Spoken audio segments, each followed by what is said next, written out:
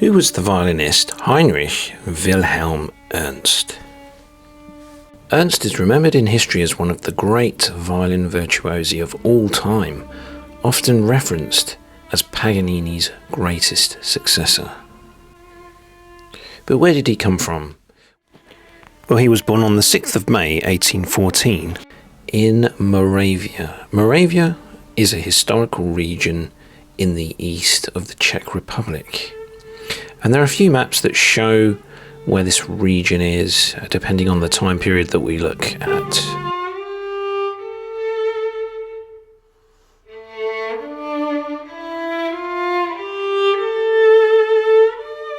So Ernst was a Moravian Jewish violist, and composer. He was seen as the outstanding violinist of his time and one of Niccolò Paganini's greatest successors. He contributed to polyphonic playing, or contrapuntal style music featuring two or more simultaneous and independent melodic lines, creating a rich layered texture, that's what we mean by polyphonic playing, and discovered new ways to compose polyphonic violin music. Ernst was born in Brno, Moravia on the 8th of June 1812. He began playing violin at the age of 9 and from age 11 attended the Vienna Conservatory of the Gesellschaft der Musikfreunde, studying violin under Joseph Böhm and Joseph Maiseder and composition under Ignaz von Seyfried, who was Beethoven's friend. In 1828, Niccolò Paganini visited Vienna.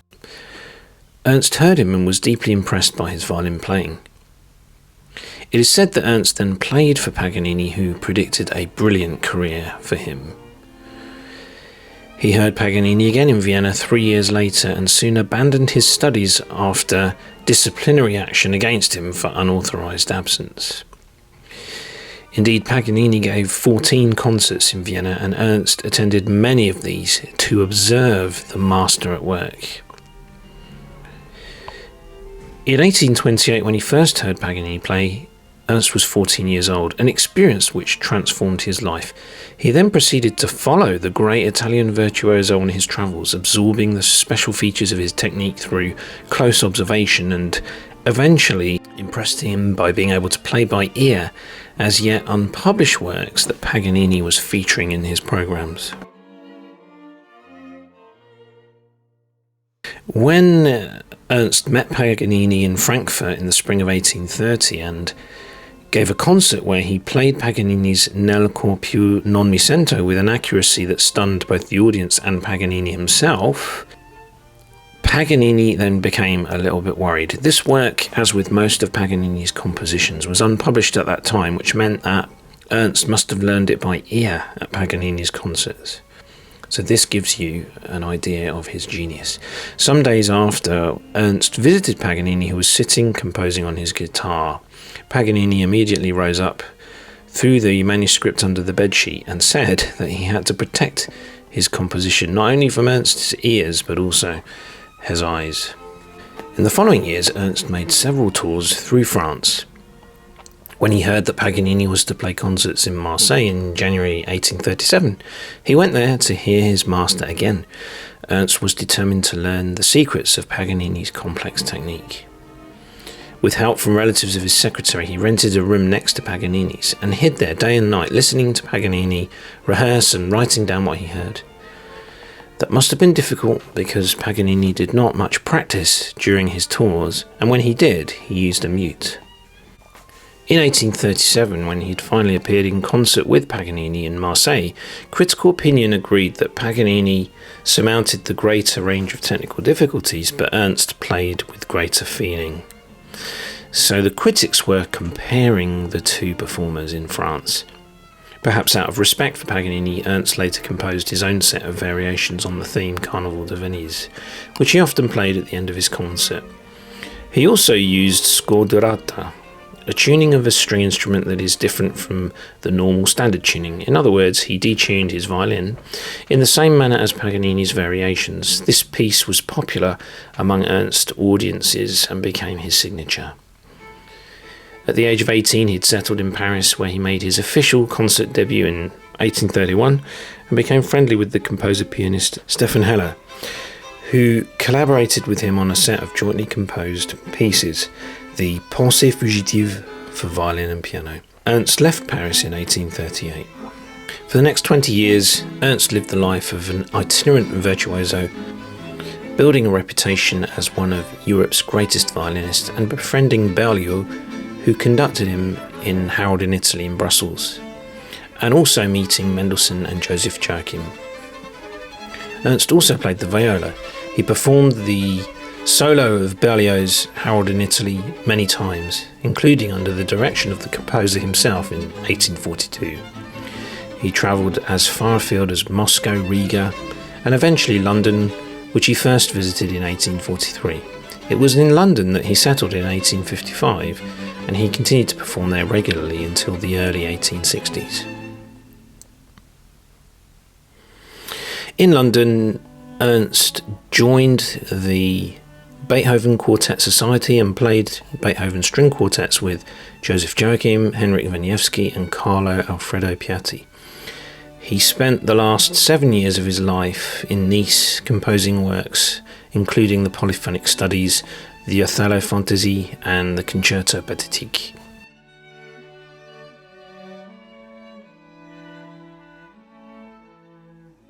Severe neuralgia in 1862 left Ernst unable to play. He died in Nice on the 6th of October 1865. So he died aged 51. The last decade of Ernst's life was a period overshadowed by severe and incurable neuralgia, which is pain in a nerve pathway. And so in his last years he had retired to Nice. There he produced his final compositions. Naxos mentioned that he actually had gout as well. Let's touch a little on the compositions of Ernst. His most famous and technically difficult compositions include the sixth of his polyphonic studies, Die letzte Rose, and the Grand Caprice on Schubert's Erlkönig. As a composer, Ernst was a fascinating and characteristic figure of the Romantic era, writing music mainly for his own use. He combined the reckless virtuosity of Paganini and Liszt with a sure instinct for musical substance, putting transcendent violin technique at the service of something more than mere display. All his works include the violin, from his one full-scale concerto, the Concerto Pathétique Opus 23, down to small morceaux. Several of his works, principally for violin and orchestra with alternative accompaniments for piano, plus a few original pieces for violin and piano and for unaccompanied violin, are sets of bravura variations on popular tunes and operatic airs. But he was also a master of transcription, as shown by his amazing version of Schubert's Erlkönig for violin solo.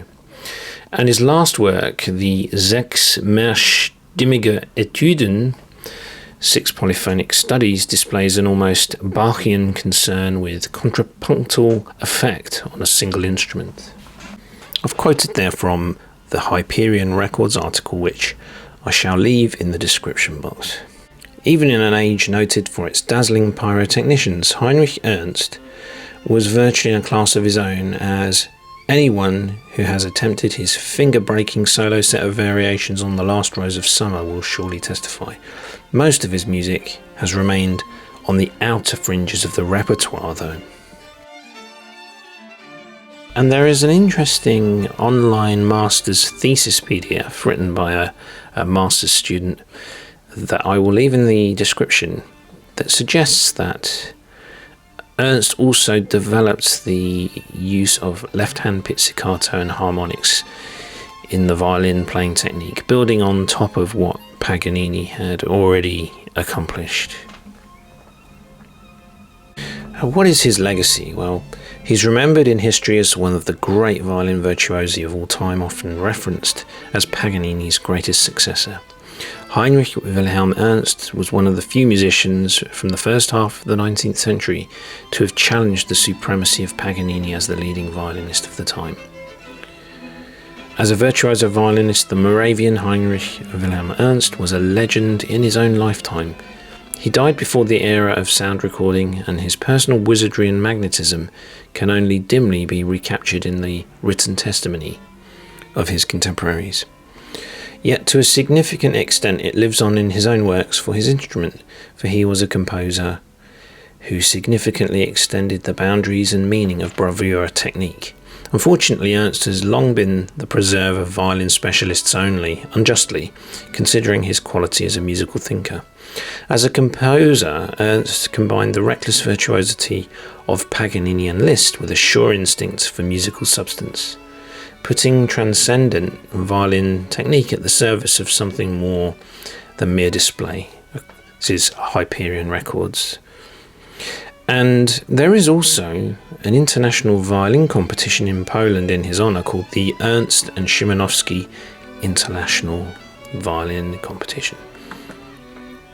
In Joachim's opinion, Ernst was the greatest violinist he had ever heard, one who towered above all others. Indeed, in 1859, Ernst and Joachim were the violinists of what must have been one of the greatest string quartets in history, the Beethoven Quartet Society, along with Heinrich Wieniawski, who played as the violist, and the cellist Alfredo Piatti. His last important work was the 6 polyphonic studies, published in 1865, the year of his death.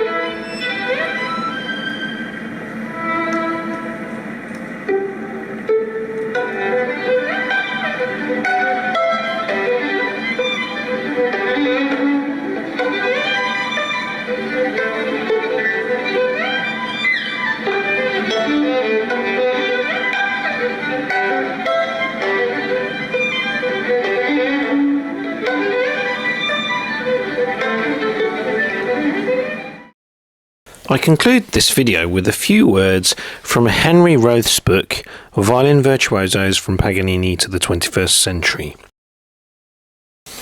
Roth writes on page 15 of his book, Heinrich Wilhelm Ernst, who became a disciple of Paganini and ultimately a rival in the latter's declining years and was, more than any other, his immediate violinistic heir, did not analyse Paganini's playing and writing. Nevertheless, he was intimately acquainted with his performance, played for and was advised by Paganini on several occasions, and fashioned his own playing in the image of his Italian idol.